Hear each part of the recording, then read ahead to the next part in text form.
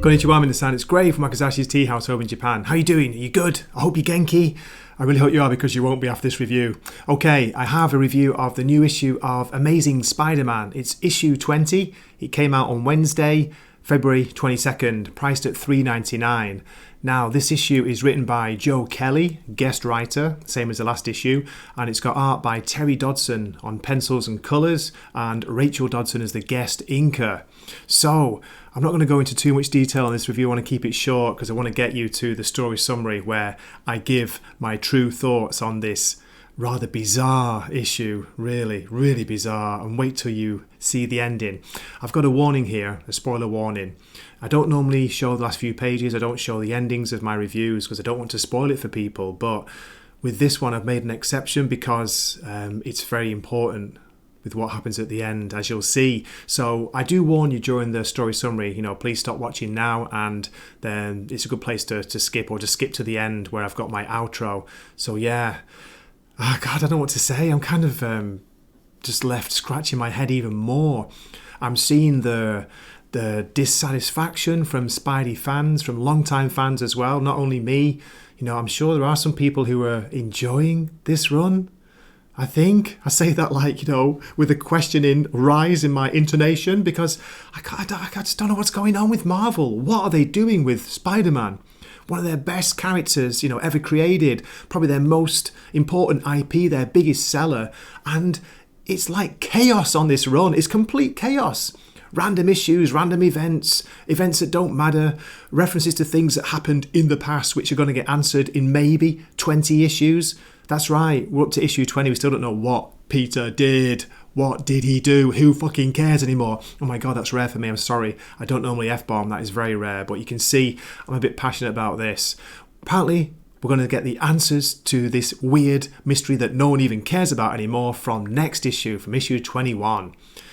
Okay, so as I say, without further ado, there's one thing I want to point out, because I do bring this up in the review, but please let me show you this and try not to laugh, okay? I know it's mean to laugh, it's mean to criticise creators who are much better artists than I will ever be, and I'm kind of a little bit envious of that. I wish I could draw. I wanted to be a comic book artist when I was a kid. Hey, who doesn't, right?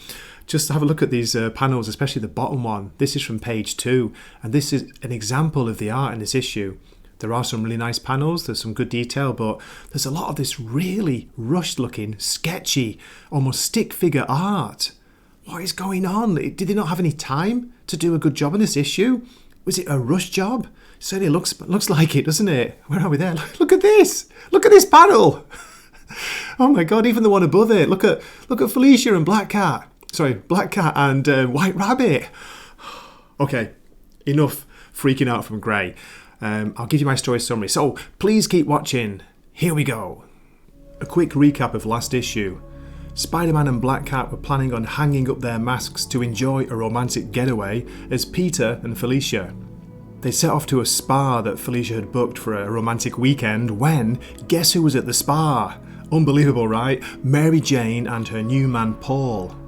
Fortunately, there was an explosion which sent Spidey and Black Cat into action. That's when they met the Silicon Six. Really? A group of tech bros. They were hunting Tombstone's right-hand menace, the White Rabbit. And this is where it gets complicated. I'm going to read it word for word. Try and keep up with this.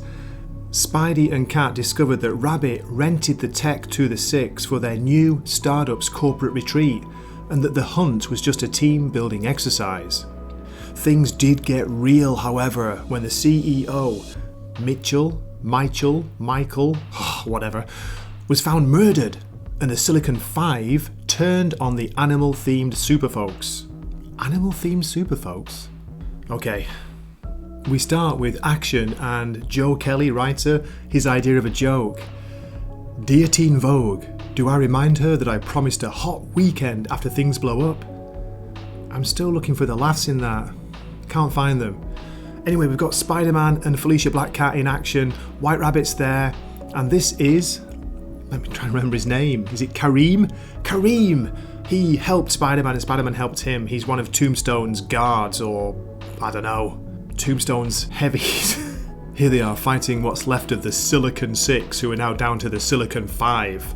We've got a half-naked young looking Dr. Octopus for some reason, Vulture, Goblin, somebody else. It's hard to make them out because look at the art in the background, and please try not to laugh if you go down to the bottom panel on this page, the third panel. What is going on there? Oh my god, it's fantastic. Even the second panel, look at Felicia, Black Cat and White Rabbit in the background. Do you get the feeling that this was done in a rush, this issue? I don't mean to criticise the Dodsons, great artists, but come on guys. You can see where they've spent the most time on this page, can't you? Can't you? Then on the next page, we get another P joke. Look, what's going on with that? It happened in the last issue too. That's right, Spider-Man's carrying Kareem. He's, swinging him to safety, and Kareem says, don't forget this guy, is a big muscly heavy. Dude, I'm sorry, but I think I peed a little. What is going on with Joe Kelly, the writer's obsession with pee jokes? Not even funny. It's a bit creepy. Followed by this line, which stands out like a sore thumb, as they say. Come on, ladies, this is just the sort of fan service the patriarchy wants. Or is it patriarchy? So give up because of feminism and stuff. Hello? Hello? What are you smoking, Joe Kelly? Again, the art. Look at the middle two panels and the one on the left at the bottom. It's very, very sketchy, very minimal. Maybe you could say, okay, it's showing a flow of the action, but absolutely zero detail and looks like it was done in a huge rush. And check out the bottom panel here. We've got White Rabbit having a bit of a dig at Felicia over Peter. You and Spidey? Not up for discussion. I know, but you could do way better. Foreshadowing, guys and girls, foreshadowing. Look, I know I'm being sarcastic, but seriously, yeah, you can say it's meant to be light and funny, a breezy issue, and I think people are enjoying it, but I think this issue, it just doesn't land at all compared to last issue. Let me read a little bit from this page. So you've got Kareem saying, I'm gonna die, and Spidey makes another reference to a pee joke. I'd be offended if we didn't just bond over that tinkle thing. And then Kareem gives this little speech here, don't forget, who he is. He's a heavy, he's a thug, he's a protector for Tombstone, or he used to be. My life is indestructible gangsters and psychos with killer umbrellas. Death is inevitable. And Spider replies with, hold that existential crisis. Doesn't make me laugh, it makes me want to cry. Let me skip ahead a few pages and we still have this action going on. We've got Felicia and White Rabbit talking about dating and dead husbands. And then the bottom panel here, I just want to read from here. This is the writing again. So we got the Silicon 5. We're getting slaughtered, bros and girls. Call me a girl again, bro. Protect your tech at all costs. Distance attacks only, switch up. I think I'm concussed, guys. Man up, Sam. I'm not letting my parents see me fail again. I don't know. Can't make head or tail of this at all. Okay, just want to quickly point out here, this panel, there's two panels where you've got Spidey. His spider sense is tingling. He's expecting a threat. Something's going on, but he's writing it off as a false alarm. Nothing seems to happen. But again, this is foreshadowing for what's going to happen near the end. Jump ahead to here where we've got Felicia asking Peter, why did you dodge a bullet that wasn't there? A tingle? So again, we're getting this hints towards this fact that Peter's getting warnings, but doesn't appear to be anything going on or anything new. And again, I'm sorry to point it out, but the art on this page, look at the smaller panels. It's just so sketchy. Now I want to focus a minute on this page. After another P joke at the top with Kareem, we get Spidey. Now this seems really weird. First of all, the fight's over and he's saying you trafficked in illegal and highly dangerous weapons, resulting in the death of your CEO. But then he goes, I'm a freaking Avenger. No one goes to jail if I tell the authorities the real Doc Ock killed Michael. But the real Doc Ock's not even been in this story. So what's going on? He's talking about lying to the police? Spider-Man? And then it carries on, it gets worse. He wants 25% of the company. He's talking about a financial incentive so they don't go to jail. He's blackmailing them, basically. Where do we sign, says one guy. Done deal, win-win. We'll keep it simple, says Spidey. And then another spider sense tingle, and boom, from behind it appears to be Mysterio. No, remember the mystery from this story, the CEO who was murdered last issue? This is him. He wasn't murdered at all. It was all a joke. It was all a hologram for a team building exercise. He says at the bottom, right, I'm alive but I am not well.